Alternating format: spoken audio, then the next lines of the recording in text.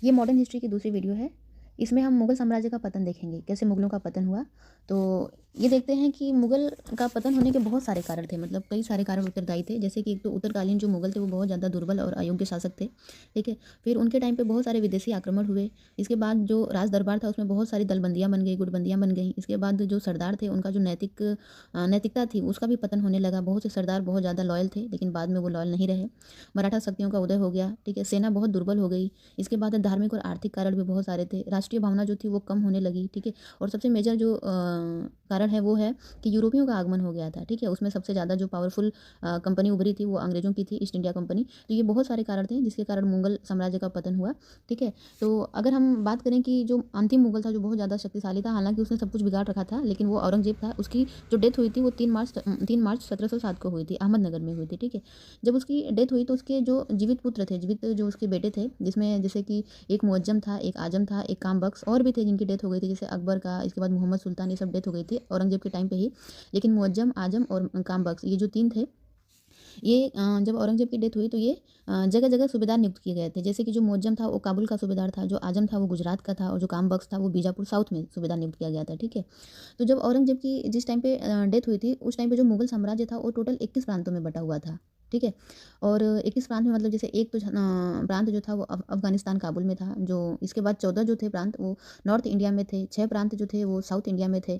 South India के प्रांत थोड़े इंपॉर्टेंट है क्योंकि इसको लेकर बहुत ज़्यादा लड़ाइयाँ हुई थी, जैसे औरंगाबाद, बरार, इसके बाद तेलंगाना, बीजापुर, हैदराबाद, खानदेश, ये सारे जो प्रांत थे ये मुगलों के थे, ठीक है।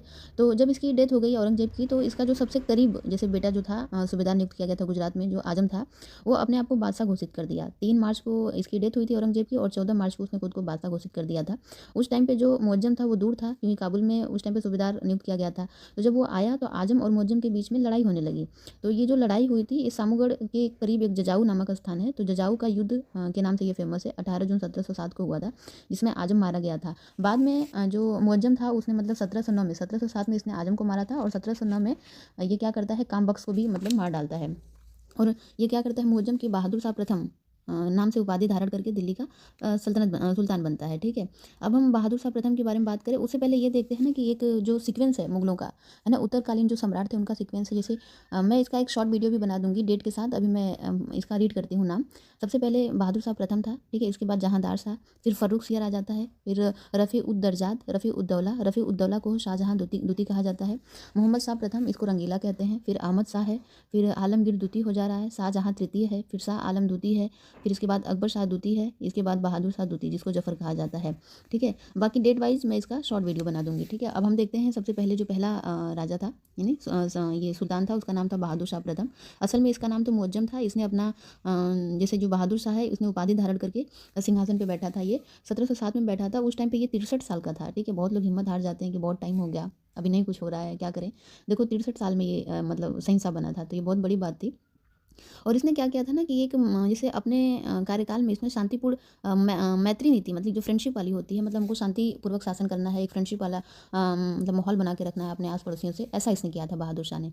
जो हिंदू शासक थे, जो हिंदू राजा थे, उनके प्रति इसने बहुत ज़्यादा मतलब जो ये धार्मिक सहिष्णुता वाली जो होती है कि मतलब सबको सम्मान दे रहा था, ये कह सकते हैं, ठीक है। राजपूतों को भी उनके जो उनका प्रदेश था उनको वापस कर दिया था। इसके बाद जो संभाजी का बेटा था शाहू जी, ठीक है, जो कि 1689 में मतलब मुगलों की कैद में था, मतलब मुगलों ने इसको कैद कर लिया था, क्या नाम है इसका, साहू जी को।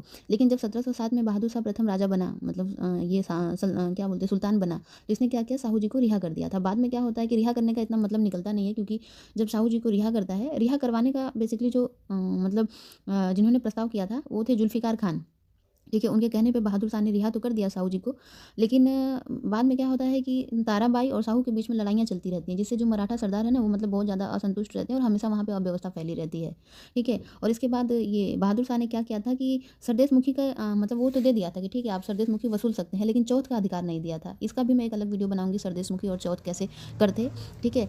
तो ये हो गया मराठों के लिए। इसके बाद हो जाता है कि जैसे बहादुर शाह ने क्या किया था ना, गुरु गोविंद सिंह के साथ भी इसने संधि कर लिया था। इसके बाद जो बुंदेला सरदार था छत्रसाल, उसके साथ संधि किया था। जाट सरदार चूड़ामन था, उसके साथ भी इसने मित्रता कर लिया था।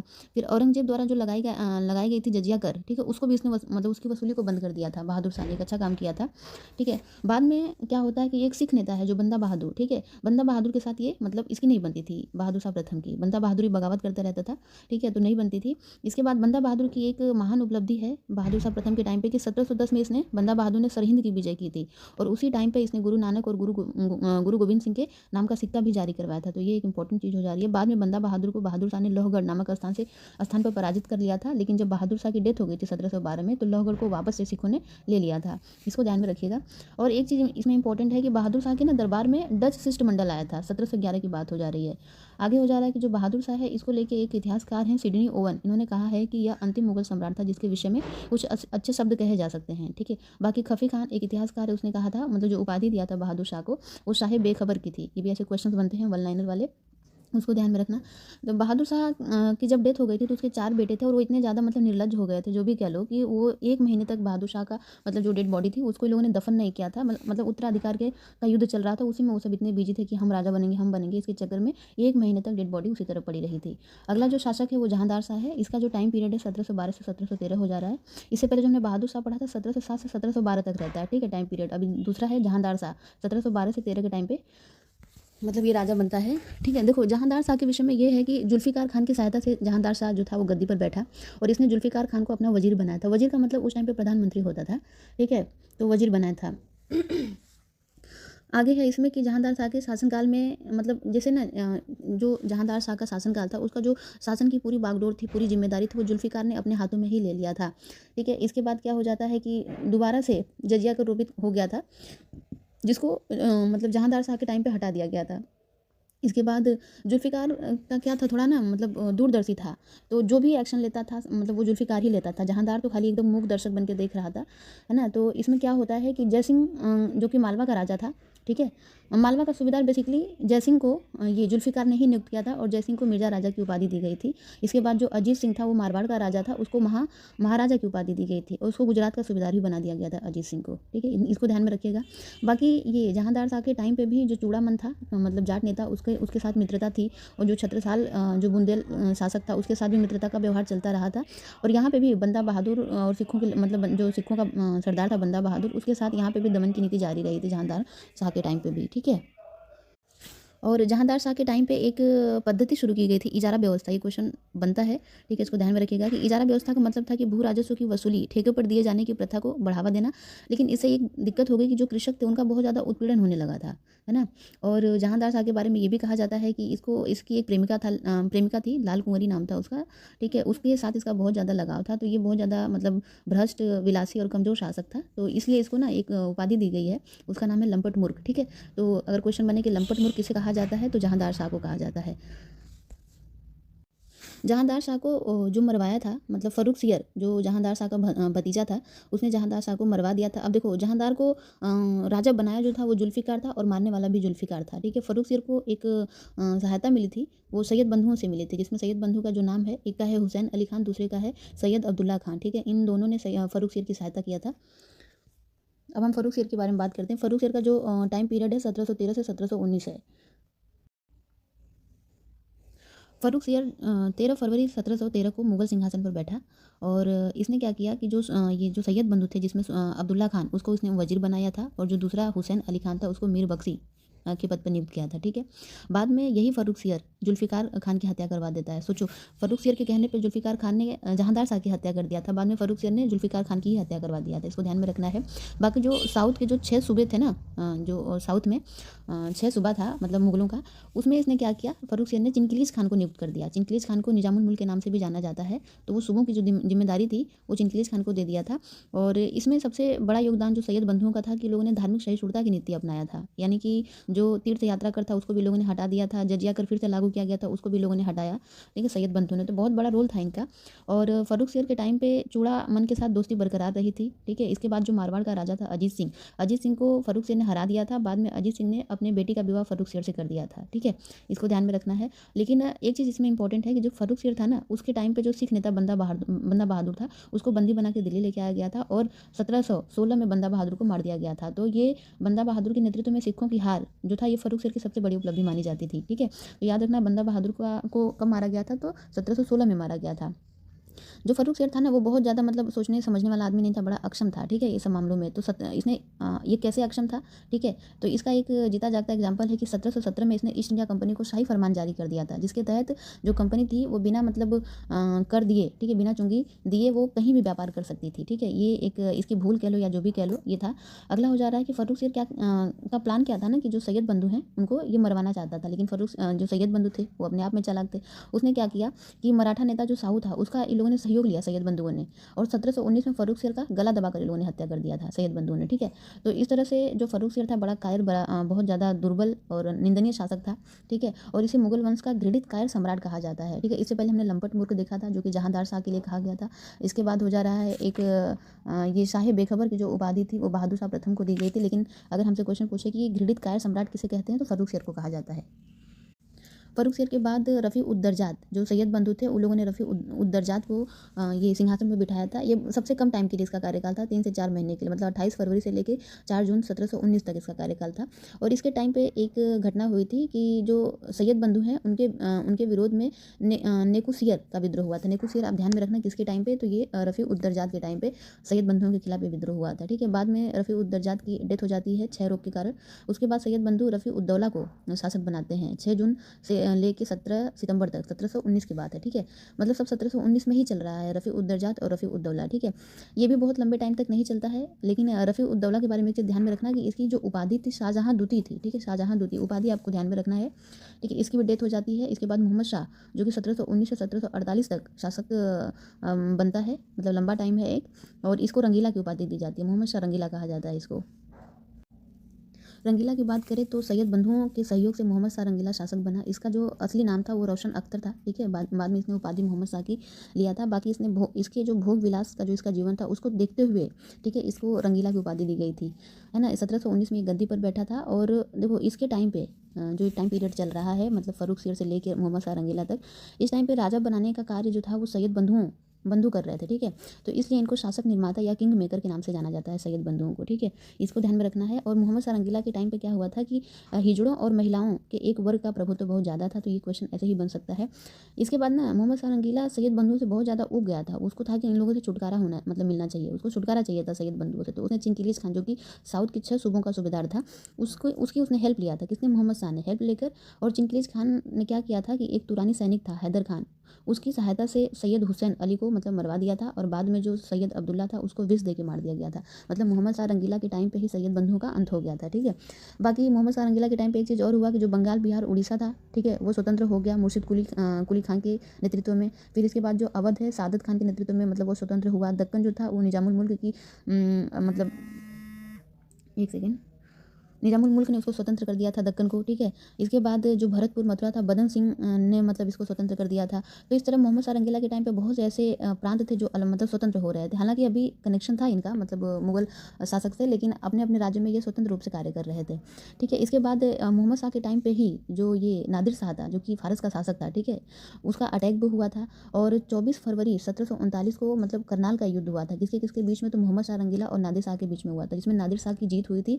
और नादिर शाह और मोहम्मद शाह के बीच में जो मध्यस्थता का काम किया था वो निजामुल मुल्क ने किया था। ठीक है, यानी चिंकिलिस खान ने किया था। ठीक है, इसके बाद क्या हो जाता है कि यही मोहम्मद शाह के टाइम पे ही 1737 में, देखो 1737 में बाजीराव प्रथम 500 घुड़सवारों के साथ दिल्ली पर चढ़ाई करता है। और 37 के बाद 1739 में नादिर शाह का अटैक हो जाता है। तो आपको सीक्वेंस भी याद रखना है। इसके बाद मोहम्मद शाह रंगीला के टाइम पे ही जजियागढ़ को पूरी तरह से खत्म कर दिया गया था 1720 में। देखो इससे पहले मैंने सबसे पहले पढ़ा था बहादुर शाह प्रथम, उसने भी जजियागढ़ खत्म किया था। फिर जहांदार शाह को पढ़ा, उसने भी जजियागढ़ को खत्म किया था। फ़र्रुख शेर ने भी जजियागढ़ को खत्म किया था। लेकिन अंतिम रूप से जो जजियागढ़ खत्म हुआ था मोहम्मद शाह रंगीला के टाइम पे खत्म हुआ था। एक इंपॉर्टेंट बात है इसमें कि फुलवारों की सैर नामक एक उत्सव था जो कि रंगीला के टाइम पे ही शुरू किया गया था, इसको ध्यान में रखना है। और जब नादिर शाह का डेथ हो गया था ना, तो अहमद शाह अब्दाली अफगान का शासक बना था 1747 में। और ये अहमद शाह अब्दाली को एक पंजाब का सूबेदार था जिसका नाम था शाहनवाज खान, उसने निमंत्रण दिया कि आप आइए और भारत पर अटैक करिए। मतलब ऐसे भी भारतीय हैं हमारे देश में जिन्होंने इतनी सारी मतलब इस हद तक गद्दारी की है। ठीक है, आगे हम देखते हैं अहमद शाह के बारे में। इसका टाइम पीरियड है 1748 से 1754। अहमद शाह के बारे में बात करें तो अहमद शाह के टाइम पे ही अहमद शाह अब्दाली ने भारत पर अटैक किया था, आक्रमण किया था, ठीक है। और अहमद शाह ने जो अपना वजीर बनाया था वो सफदरजंग को बनाया था, ठीक है। और बाद में क्या हुआ था कि जो ये वजीर है सफदरजंग, इसको पराजित करके इमादुल मुल्क जो था वो खुद वजीर बन गया था, ठीक है। और इमादुल मुल्क की सहायता किसने किया था? मराठों ने किया था, इसको ध्यान में रखना है। इसके बाद जो अहमद शाह है ना, उसने उसका जो एक मतलब एक हिजड़ों का एक सरदार था जिसका नाम था जावेद खान, उसको उसने नवाब बहादुर की उपाधि दे दिया था। और इससे चिढ़कर, इससे गुस्सा होकर सफदरजंग ने नवाब बहादुर की हत्या कर दिया था। और देखो अहमद शाह अब्दाली के टाइम पे मुगलों की आर्थिक स्थिति इतनी ज़्यादा मतलब ख़राब हो चुकी थी कि इसको जो सेना में भर्ती थे उनको वेतन देने के लिए अपने मतलब महल का बर्तन तक बेचना पड़ गया था। ये बहुत मतलब एक चिंतनीय बात थी कि कहाँ से कहाँ आ गया था मुगल साम्राज्य, ठीक है। इसके बाद इसी के टाइम पे अहमद शाह के टाइम पे, क्योंकि ये भी बहुत ज़्यादा अक्षम, बहुत ज़्यादा मतलब कुशल शासक था नहीं, तो इसके टाइम पे जो प्रशासनिक कार्य थे, प्रशासनिक कार्यों में राजमाता उधम बाई का बहुत ज़्यादा हस्तक्षेप था। इसीलिए उधम बाई को एक उपाधि दी गई है, किबलाए आलम, ठीक है। किबलाए आलम उधम बाई को उपाधि दी गई थी, ठीक है। इसके बाद हो जाता है कि जो इमादुल मुल्क था, ठीक है, उसको मतलब उसने क्या किया, मराठों की सहायता से अहमद शाह को अंधा बना के सलीमगढ़ के जेल में डाल दिया था। और बाद में इसने आलमगीर दूती को सत्तासीन करा दिया था, ठीक है, मतलब सत्ता पर आसीन करा दिया था, राजा बना दिया था। अब आलमगीर दूती के बारे में बात करें, इसका जो टाइम पीरियड है 1754 से 1759 है, ठीक है। इसको देखते हैं। आलमगीर का जो असली नाम था वो अजीजुद्दीन था, ठीक है, अजीजुद्दीन। और जो इमादुल मुल्क जो कि उसका वजीर था, ठीक है, आलमगीर दूती का, उसका नाम गाजी उद्दीन था, ठीक है। तो गाजी उद्दीन की कृपा से ही आलमगीर दूती जो था वो राजगद्दी पर बैठा था। और गाजी उद्दीन मतलब ये क्या बोलते हैं, जो ये अजी सॉरी अजीजुद्दीन, अजीजुद्दीन, ठीक है, जो ये है इसने औरंगजेब की उपाधि, जो आलमगीर है, आलमगीर प्रथम यानी कि औरंगजेब का उपाधि था, ठीक है। तो इसने क्या किया था कि आलमगीर दूती की उपाधि धारण कर लिया था, इसको ध्यान में रखना है। आगे हो जा रहा है कि जो ये गाजी उद्दीन था ना, इसने अपने शासन की मतलब इसने शासन की पूरी बागडोर अपने हाथों में ले लिया था। और इससे भी ये बहुत ज़्यादा मतलब आलमगीर दूती बहुत ज़्यादा मतलब अपने को बंधा बंधा सा पा रहा था।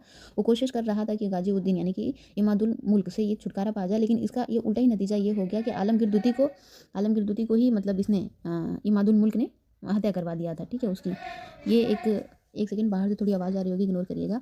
और देखो आलमगीर दूती के टाइम पे भी अब्दाली का आक्रमण हुआ था और मराठाओं ने भी 1758 में दिल्ली पर आक्रमण कर दिया था। एक ही बात हो जा रही है। और सबसे इंपॉर्टेंट चीज़ है आलमगीर दूती के टाइम की कि इसका टाइम पीरियड जो है 1754 से 1759 है, यानी कि 1757 का जो प्लासी का युद्ध था ये आलमगीर दूती के टाइम पे ही हो गया था, जिसमें ईस्ट इंडिया कंपनी को मतलब की जीत हुई थी। जीत क्या हुई थी, एक तो षड्यंत्र था प्लासी का युद्ध, लेकिन आलमगीर दूती के टाइम पे ही हुआ था, इसको ध्यान में रखिएगा। अगला शासक है शाहजहां तृतीय, ठीक है। इसका टाइम पीरियड बहुत छोटा है, 1759 से 60 के टाइम का है, ठीक है। इसको देखते हैं। इसका टाइम पीरियड तो बहुत कम है। आगे हम देखते हैं शाह आलम द्वितीय के बारे में। इसका जो ये टेन्योर है वो है 1759 से लेकर 1806 तक हो जा रहा है, यानी कि 1759 से 1806 के बीच में 1764 भी पड़ रहा है, जिसमें यानी बक्सर का युद्ध हुआ था। शाह आलम द्वितीय के टाइम पे ही बक्सर का युद्ध हुआ था। और इससे पहले हमने देखा था कि जो हमारा ये था आलमगीर द्वितीय, उसके टाइम पे क्या हुआ था, प्लासी का युद्ध हुआ था। ये मतलब नवाब भी पूछ लेगा तो ध्यान में रखिएगा आप, ठीक है। शाह आलम द्वितीय का जो नाम था असल में वो था अली गौहर नाम था, ठीक है। और यह आलमगीर द्वितीय का बेटा था। और इसने क्या किया था, शाह आलम द्वितीय की उपाधि धारण करके ये सिंहासन पे बैठा था। हालांकि जब ये राजा बना तो उस टाइम पे ये पटना में था, ठीक है। तो राजा बनने के बाद भी, अपने को सम्राट घोषित करने के बाद भी ये 12 साल तक दिल्ली नहीं आया था। बाद में मराठों की सहायता से 1772 में ये दिल्ली पहुंचा था, ठीक है, दिल्ली पहुंचा था। और शाह आलम द्वितीय के टाइम पे ही अहमद शाह अब्दाली ने अपना 5वां अटैक मतलब आक्रमण किया था भारत पर। और ये जो 5वां आक्रमण था यही पानीपत का युद्ध, मतलब पानीपत का जो तीसरा युद्ध था यही उसका 5वां था आक्रमण, ठीक है, किसका, अहमद शाह अब्दाली का, जिसमें मराठाओं की बुरी तरह हार हुई थी। आगे हम देखते हैं कि 1764 में बक्सर का युद्ध इसी के टाइम पे हुआ था, जिसमें अंग्रेजों की जीत हो गई थी, ठीक है। बक्सर के तो आप ध्यान दें तो शाह आलम द्वितीय, इसके बाद हो जाए शुजा-उद-दौला जो कि अवध का नवाब था, इसके बाद मीर कासिम, इन तीनों की गुटबंदियाँ हुई थी, ठीक है। इसके बाद भी अंग्रेजों की जीत हो गई थी। इन लोगों की तो बहुत भारी सेना थी, अंग्रेजों की बहुत कम थी, लेकिन सुशिक्षित और सुप्रशिक्षित जो भी कह लो, तो इसकी वजह से अंग्रेजों की जीत हो गई थी बक्सर के युद्ध में। और जब अंग्रेजों की जीत हुई तो शाह आलम द्वितीय से अंग्रेजों ने इलाहाबाद की संधि करी थी। संधि में ये था कि संधि कब हुई थी, 12 अगस्त 1765 को हुई थी। और इस संधि के तहत शाह आलम द्वितीय ने अंग्रेजों को बंगाल, बिहार और उड़ीसा की सूबेदारी दे दिया था। ये बहुत बड़ी चीज़ थी, क्योंकि अंग्रेज डे बाई डे बढ़ते ही जा रहे थे, तो उसमें इनका भी थोड़ा योगदान रहा है। आगे हम देखते हैं कि 1803 में अंग्रेजों ने दिल्ली पर अधिकार कर लिया था। इस हिसाब से देखा जाए तो जो प्रथम मुगल बादशाह था जो कि अंग्रेजों का पेंशनर बना था वो शाह आलम द्वितीय ही है, ठीक है। इसके बाद क्या होता है कि भारत में 1806 में पत्र मुद्रा यानी कि जो ये क्या बोलते हैं, नोट जो जिसे हम कह सकते हैं, इसका प्रचलन हुआ था। और ये कैसे हुआ था, शाह आलम द्वितीय और वेले जली के हस्ताक्षर से मतलब भारत में ये पहला नोट छपी थी। और किसने मतलब इसकी जिम्मेदारी कौन सी बैंक ली थी, कौन सी बैंक जारी की थी, तो बैंक ऑफ बंगाल ने 1806 में किया था। और 1806 में ही शाह आलम द्वितीय की मौत हो गई थी, ठीक है। अगला शासक है अकबर शाह द्वितीय, जो कि इसका टाइम पीरियड 1806 से 1837 हो जा रहा है। ठीक है, इसके लिए ये कहा जा सकता है कि अंग्रेज़ों के संरक्षण में बादशाह बनने वाला प्रथम मुगल शासक जो है वो अकबर शाह द्वितीय हो जा रहा है। ठीक है, इसके टाइम पे इसके समय में 1835 में मुगलों की टकसालें बंद हो गई थी। ठीक है, अंग्रेज़ी सिक्कों का प्रचलन शुरू हो गया था। ठीक है, इसने अपनी पेंशन प्राप्त करने के लिए अपने दूत के तौर पे राजा राम मोहन राय को ब्रिटेन भेजा था और राजा की उपाधि दिया था। तो ये क्वेश्चन बनता है कि राजा राम मोहन राय को राजा की उपाधि किसने दिया था? अकबर द्वितीय ने दिया था। ठीक है, इसके बाद अगला जो शासक आता है बहादुर शाह द्वितीय, इसका टाइम पीरियड 1837 से 1857 हो जाती है। 57 की क्रांति तक ही पूरा खेल रहता है। उसके बाद तो उत्तर मुगल जो शासक थे वो भी समाप्त हो जाते हैं।